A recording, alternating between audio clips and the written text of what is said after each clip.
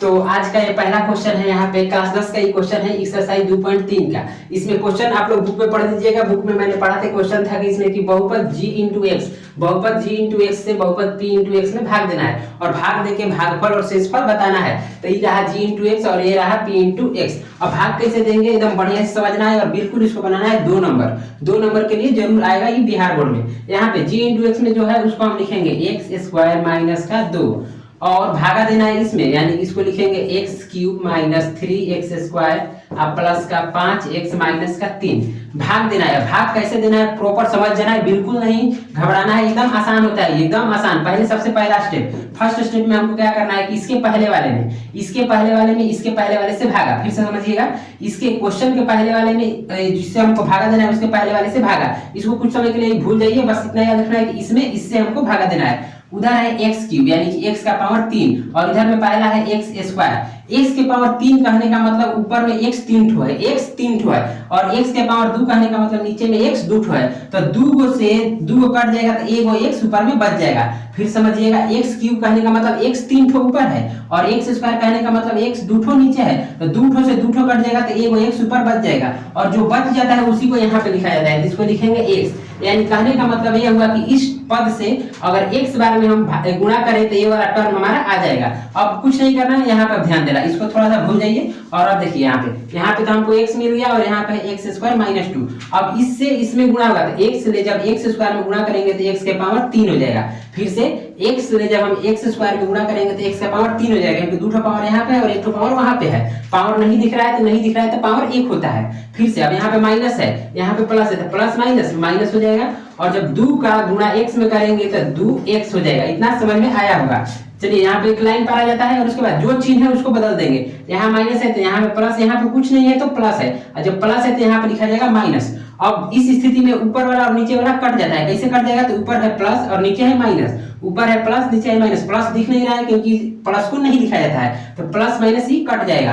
अब बच जाएगा नीचे में 2x और ऊपर में बच गया माइनस 3x स्क्वायर। अब पावर को देखना है, इसका पावर है 2 और इसका पावर है 1। जिसका बेसी पावर होगा वो पहले लिखा जाता है, तो इसका पावर है 2 तो इसको हम पहले लिखेंगे 3x स्क्वायर। और ध्यान रहे इसके आगे माइनस है तो यहाँ पे माइनस देना पड़ेगा। वहीं अगर इसके आगे प्लस रहता तो प्लस देने की जरूरत नहीं थी, क्योंकि प्लस नहीं दिया जाता है। ये हो जाएगा 3x स्क्वायर, यहाँ पे आ गया। उसके बाद अब देखेंगे 2 तो पावर खत्म हो गया, बच गया 1 पावर वाला। तो देखना यह है कि इसका पावर 1 है और इसका भी पावर 1 है, यानी कि 1 पावर वाले 2 ठो इसमें है, तो दोनों को हमको कुछ ना कुछ करना पड़ेगा। और देखेंगे कैसे, तो इसके आगे है प्लस और इसके आगे भी है प्लस। अब इसको भूल जाना है, क्योंकि हमने चिन्ह चेंज कर लिया। तो यहाँ पे माइनस ऐसे लिखना है लेकिन उसको देखना नहीं है। प्लस और यहाँ भी प्लस, तो प्लस प्लस तो जुटेगा।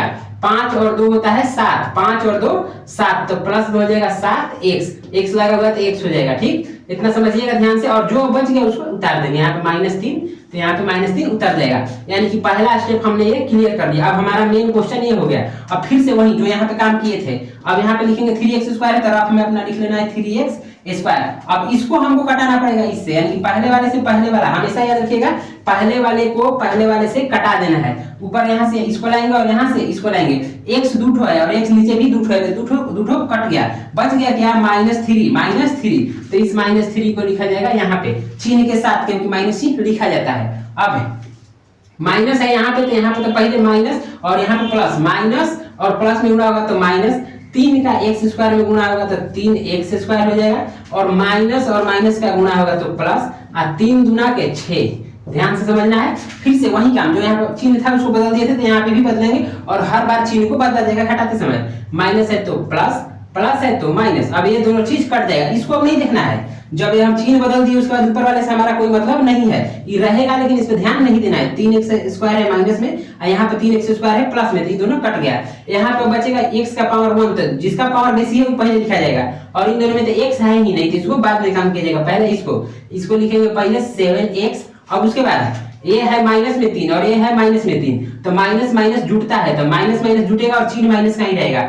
और 6 3 9, यानी कि यहाँ पे प्लस लिखने की जरूरत नहीं है, क्योंकि प्लस पहले नहीं लिखा जाता है। ये हो गया हमारा 7x - 9।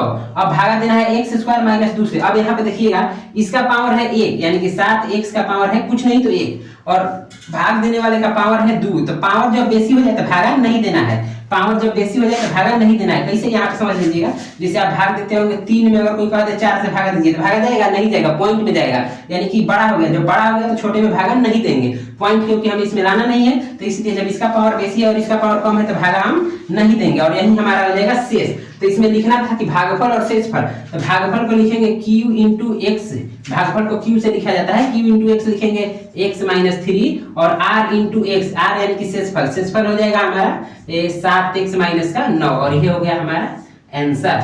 आशा करते हैं सबको अच्छे से समझ में आया होगा।